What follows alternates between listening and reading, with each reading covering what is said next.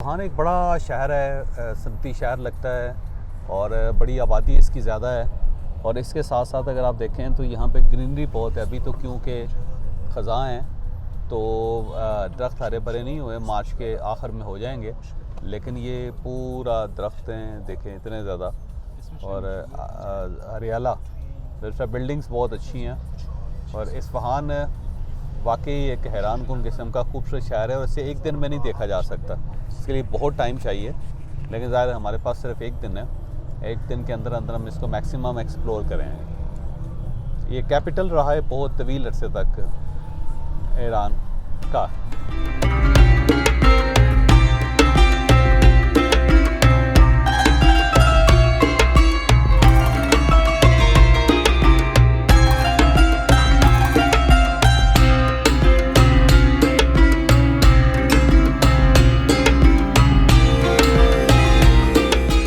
अस्सलामुअलैकुम, इस्फहान पहुंच गए हैं। ईरान का एक बड़ा शहर है, बल्कि शायद तीसरा या दूसरा बड़ा शहर है।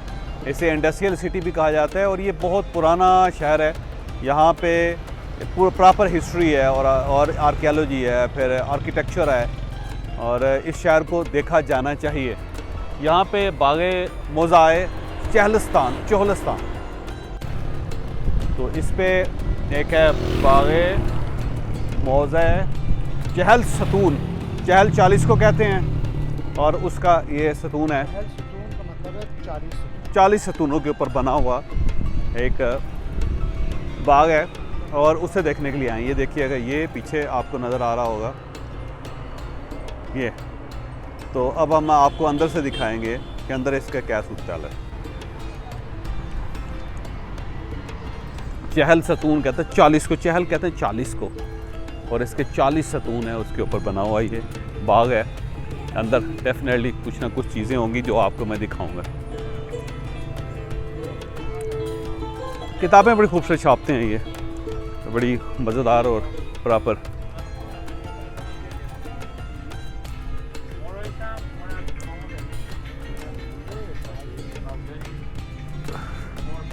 ये देखें, ये पुराना स्टाइल जो आर्किटेक्चर है इसका वो बड़ा ज़बरदस्त है। ईरान बड़ा देखे जाने वाला मुल्क है, इसका हर शहर जो है वो बड़ा यूनिक है और उसके अंदर आपको बहुत कुछ नज़र आता है, बहुत कुछ देखा जाने वाली चीज़ें होती हैं।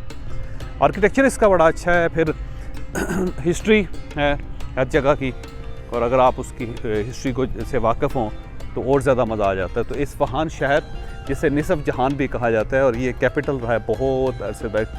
बहुत डायनेस्टीज़ हैं ईरानी जिनका ये कैपिटल रहा है, इवन काचार्स जो हैं उनके। अभी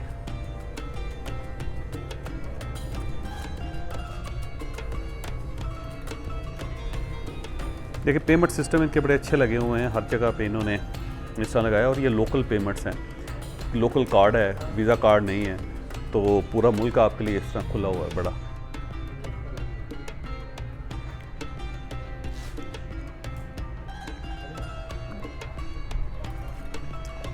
आपने यहाँ से टिकट लिया और टिकट लेने के बाद ये है, इनके दरवाजे बड़े सिंपल से होते हैं। और उसके बाद ये देखें, कमाल नहीं हो गया?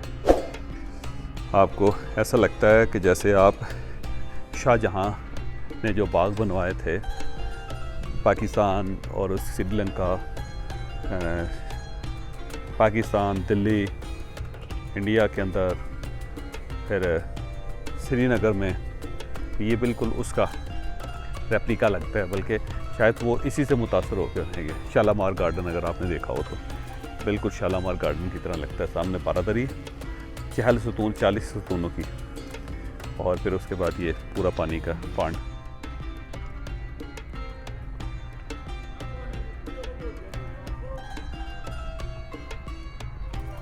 अब आगे लेके जाता हूँ आपको चहल सतून में।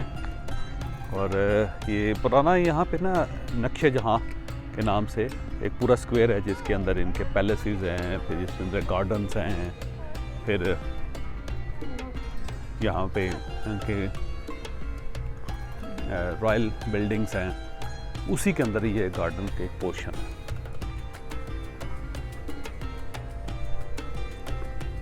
बहुत बड़ा गार्डन है, लेकिन ये कहते हैं सिर्फ इसका एक पोर्शन है, क्योंकि ये इसके दाएं बाएं बहुत ज़्यादा गार्डन्स है। ये जब आबासी डेंसिटी शाह अब्बास उसने जब ये डायनेस्टी बनाई थी उस वक्त। तो डायनेस्टीज़ इसमें बहुत ज़्यादा हैं। इस्फहान को बल्कि निसफ़ जहान भी कहते हैं, वो खुद ही क्लेम करते हैं ये। और उस वक्त ये कहा जाता है कि इसकी जो मेन स्ट्रीट है इसकी इस्फहान की, उसे देख के शांज़-एलीज़े बना था जो पेरिस के अंदर है, क्योंकि इस्फहान ने बहुत अफेक्ट किया पूरी दुनिया के ऊपर।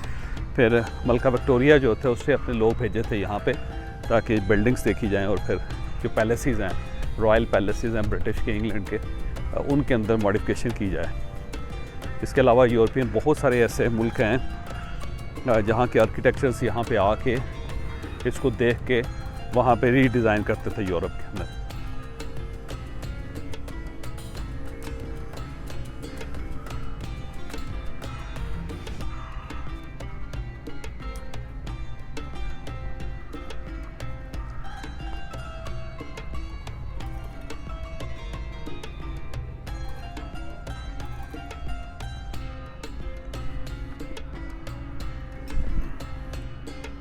ये है चहल सतून, 40 सतून है और सारा लकड़ी का है। और ये आर्किटेक्चर आपको उज़्बेकिस्तान में बहुत नज़र आता है। उज़्बेकिस्तान के अंदर अगर आप खीवा जाएं या फिर आप समरकंद जाएं या बुखारा के अंदर, तो आपको कई जगहों पे ये नज़र आता है। तो इसी तरह अंदर ये डिज़ाइंस बने होते हैं, वहाँ पे पचीकारी हुई हुई है। और ये है वुड, और उसके साथ साथ अंदर जो लगे हुए हैं वो स्टोन्स हैं, वुड एंड स्टोन्स। और सामने आयात लिखी हुई हैं अगर आप देखें तो।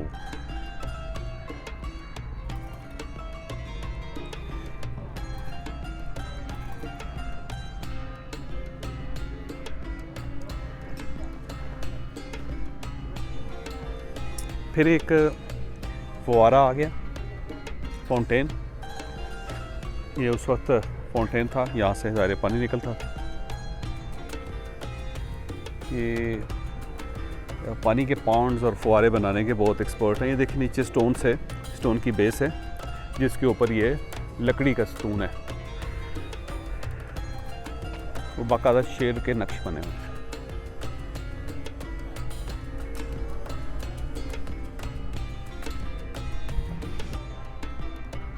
और इस जगह का कमाल ये है कि यहाँ पे गर्मियों के अंदर भी ठंड सी महसूस होती है। गो अभी मार्च है, गर्मी स्टार्ट नहीं हुई।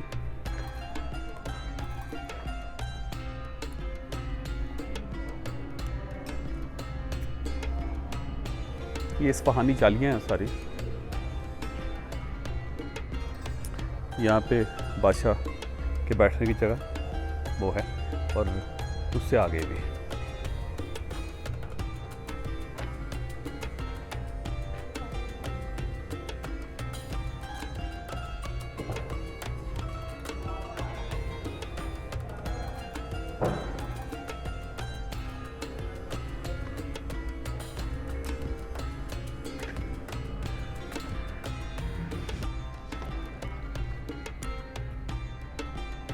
ये प्रॉपर शीशे लगाए हैं, शीशों के पीस गोल्डन है और उसके अंदर शीशे जोड़े हुए हैं सारे।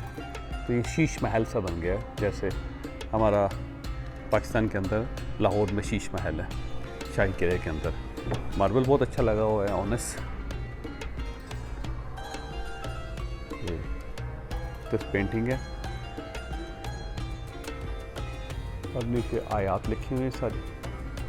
उसको प्रिजर्व करने के लिए इन्होंने आगे शीशा लगा दिया ताकि उसको टच ना किया जा सके। वाह, सुभान अल्लाह।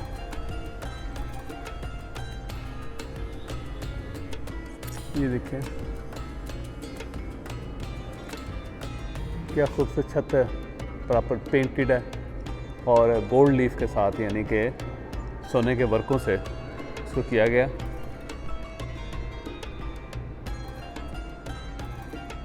ये रकासाएँ हैं, बादशाह बैठा हुआ है और उसका दरबार है, बहुत ही खूबसूरत है। और ये देखें बहुत बड़ी पेंटिंग यहाँ पे, जो जंग ज़ाहिर कर रही है, जंग हो रही है और जंग का मैदान है बहुत बड़ा। और उसके अंदर फ़ौजें लड़ रही हैं, दो अफवाज लड़ रही हैं। पहाड़ी इलाका है, मेरा ख्याल है ये इस्फहान की जंग होगी कोई, जिसको डिपिक्ट किया है इन्होंने इस पेंटिंग के अंदर। ये दरबार है और रकासाएँ जो हैं डांसर डांस कर रही हैं, बादशाह बैठा हुआ है और उसके दरबारी भी।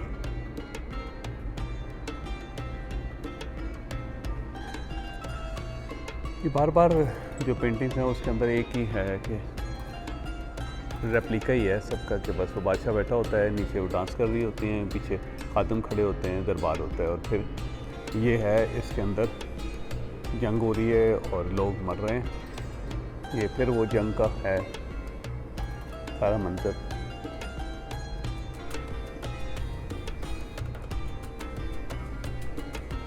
और फिर ये एक और बादशाह जो है उसकी कंपेनी है, कहीं जा रहा है बादशाह लड़ने के लिए, लड़ाई है, ये भी जंग है।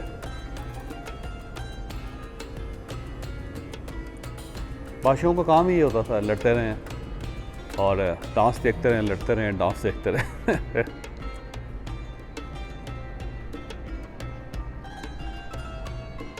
इंडिया में करनाल एक जगह है दिल्ली के करीब, उसमें एक जंग हुई थी जिसमें नादिर शाह दुरानी, जो नादिर शाह अफशार के नाम से मशहूर था, उसने हिंदुस्तान के बादशाह को शिकस्त दी थी, अहमद मोहम्मद शाह रंगीला को। ये उसको ज़ाहिर कर रही है ये पिक्चर जो है, पेंटिंग। मैं आपको पूरी पेंटिंग दिखाता हूँ। इसके अंदर वो कहते हैं कि दिल्ली जब गया नादिर शाह दुरानी या नादिर शाह अफशार, और अमीर सुल्तान ख़ान उसके ऊपर लिखा भी हुआ है। तो जब उन्होंने वहाँ दिल्ली फ़तह किया तो ये दिल्ली की वो पेंटिंग है उस जंग की, जो करनाल की जंग हुई थी, बड़ी मशहूर जंग थी करनाल दिल्ली से, दिल्ली के मज़ाफ़ात में, जिसके बाद दिल्ली फ़तह कर लिया था नादिर शाह दुरानी ने या नादिर शाह अफशार ने। ये उसको ज़ाहिर कर रही है ये पेंटिंग। तो एक डायनेस्टी थी यहाँ पे, वो थी सफ़वी। तो जब सफ़वी हुकूमत रही है जिसमें शाह अब्बास अव्वल, दोम, सोम, तो उस वक्त ये कैपिटल होता था ईरान का, इस्फहान। तो सफ़वी जो हुक्मरान रहे हैं उस ज़माने में ये इस्फहान बहुत ज़्यादा मशहूर होता था।